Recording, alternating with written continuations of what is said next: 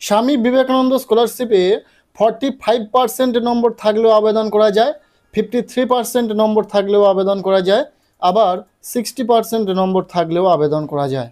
অনেকের মনে এই মুহূর্তে কৌতূহল জন্মাচ্ছে, যাদের নাম্বার একটু কম রয়েছে, 60% নাম্বার নেই, যারা স্বামী বিবেকানন্দ স্কলারশিপে পাবে না বলে ভাবছে, এই মুহূর্তে প্রত্যেকে জানার চেষ্টা করছে কাদের জন্য কত নাম্বার লাগবে।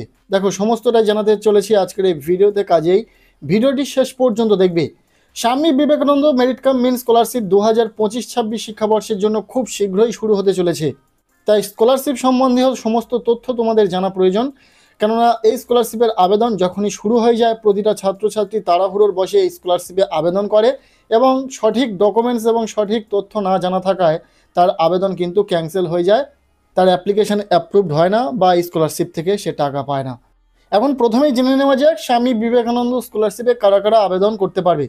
দেখো, মাধ্যমিক পাশ করার পর থেকে ক্লাস 11-এ ভর্তি হওয়ার সময় থেকে শুরু করে পিএইচডি লেভেল পর্যন্ত প্রতিটা ছাত্রছাত্রী স্বামী বিবেকানন্দ স্কলারশিপ পেতে পারে বা পায়। বলে রাখি, স্বামী বিবেকানন্দ স্কলারশিপ একটি মেরিট বেসড স্কলারশিপ, তাই এই স্কলারশিপে শুধুমাত্র যাদের নাম্বার পার্সেন্টেজ ঠিকঠাক রয়েছে তারাই আবেদন করতে পারবে। ঠিকঠাক বলতে যে ক্রাইটেরিয়া মেনটেন করলে তবে এই স্কলারশিপ আবেদন করা যাবে, সেই ক্রাইটেরিয়া স্টুডেন্টকে অবশ্যই মেনটেন করতে হবে। নাম্বার পার্সেন্ট কাদের কত লাগবে সেটা তো বলবো, তার আগে বলে রাখি স্বামী বিবেকানন্দ স্কলারশিপে আবেদন করার পাশাপাশি নাম্বার পার্সেন্টেজ যেমনটা জরুরি, ঠিক তেমনভাবে অ্যানুয়াল ফ্যামিলি ইনকামটাও জরুরি। স্টুডেন্ট আবেদন করার পূর্বে স্টুডেন্টের annual family income certificate ready করতে হবে। স্টুডেন্ট কোন এরিয়াতে বসবাস করে তার ভিত্তিতে কোন অফিসারের থেকে ইনকাম সার্টিফিকেট ইস্যু করাতে পারবে সেই নিয়ে ডেডিকেটেড একটি ভিডিও দেওয়ার চেষ্টা করব খুব শীঘ্রই। কেননা সঠিক ইনকাম সার্টিফিকেট যদি স্টুডেন্ট আবেদন করার সময় না প্রোভাইড করে তাহলে কিন্তু তার অ্যাপ্লিকেশন রিজেক্ট হয়ে যাবে, এবং এটা বহু স্টুডেন্টের সাথে হয়েছে। না সঠিক তথ্য থাকায়, বিষয়টা না জেনেই অনেকে ভুলভাল ইনকাম সার্টিফিকেট আপলোড করে এই স্কলারশিপ আবেদন করে, পরবর্তীতে তাদের অ্যাপ্লিকেশন কিন্তু রিজেক্ট হয়ে যায়। তাই এই স্কলারশিপ আবেদন করার পূর্বে তোমাদেরকে জেনে রাখা প্রয়োজন কোন অথরিটি থেকে ইনকাম সার্টিফিকেট ইস্যু করাতে হবে তোমাদের, সেটা নিয়ে নেক্সট ভিডিওতে বলে দেবো। এবার হচ্ছে কত ইনকাম থাকতে হবে। দেখো, স্টুডেন্টের অ্যানুয়াল ফ্যামিলি ইনকাম 2.5 লক্ষ টাকার কমে হয়ে থাকতে হবে। 2.5 লক্ষ টাকা বা তারও কম ইনকাম হয়ে থাকতে হবে স্টুডেন্টের অ্যানুয়াল ফ্যামিলি ইনকাম। যদি তার বেশি হয় তাহলে কিন্তু সেই স্টুডেন্ট এই স্বামী বিবেকানন্দ স্কলারশিপে আবেদন করতে পারবে না। এবার প্রশ্ন হচ্ছে যে এই স্কলারশিপ আবেদন করার জন্য কাদের নাম্বার পার্সেন্টেজ কত লাগবে।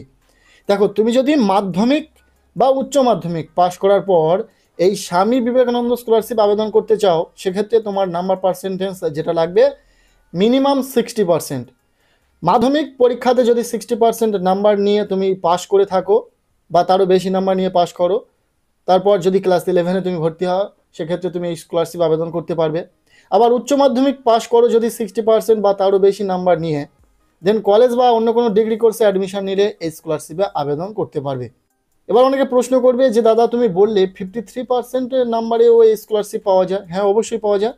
সেটা কাদের জন্য বলি, যারা আন্ডার গ্র্যাজুয়েশন কমপ্লিট করে পোস্ট গ্র্যাজুয়েশন করবে তাদের জন্য আন্ডার গ্র্যাজুয়েশন লেভেলে অর্থাৎ কলেজ লেভেলে মিনিমাম 53% নম্বর বা তারও বেশি নম্বর থেকে থাকলে তাহলে এই স্বামী বিবেকানন্দ স্কলারশিপে সে আবেদন করতে পারবে। বিষয়টা ক্লিয়ার। যারা ইউজি কমপ্লিট করে পোস্ট গ্র্যাজুয়েশন করবে সেক্ষেত্রে তাদের আন্ডার গ্র্যাজুয়েশনে 53% বা তারও বেশি নাম্বার থাকলে তারা এই স্কলারশিপে আবেদন করতে পারবে পোস্ট গ্র্যাজুয়েশন লেভেলে গিয়ে। এবার বলি 45% নম্বরে কারা আবেদন করতে পারবে। যে সমস্ত female student under graduation complete করে পোস্ট গ্র্যাজুয়েশন করছে তাদের যদি আন্ডার গ্র্যাজুয়েশন লেভেলে মিনিমাম 53% বা তারও বেশি নাম্বার না থেকে থাকে, 53%-এর নিচে নাম্বার থেকে থাকে, সেক্ষেত্রে তারাও স্বামী বিবেকানন্দ স্কলারশিপে আবেদন করতে পারবে। তবে তাদের স্কলারশিপের স্কিমটা বদলে গিয়ে স্বামী বিবেকানন্দ স্কলারশিপ না হয়ে কন্যাশ্রী K3 স্কলারশিপ হবে। এই কন্যাশ্রী K3 স্বামী বিবেকানন্দ স্কলারশিপের মতো সব কিছুই সেম, আবেদন করা থেকে টাকা পাওয়া পর্যন্ত। আন্ডার গ্র্যাজুয়েশনে 45% মার্কস থাকলেই পোস্ট গ্র্যাজুয়েশন লেভেলে গিয়ে এই কন্যাশ্রী K3-তে আবেদন করতে পারবে। প্রত্যেকেই আবেদন করলে সেম পরিমাণের টাকা পাবে।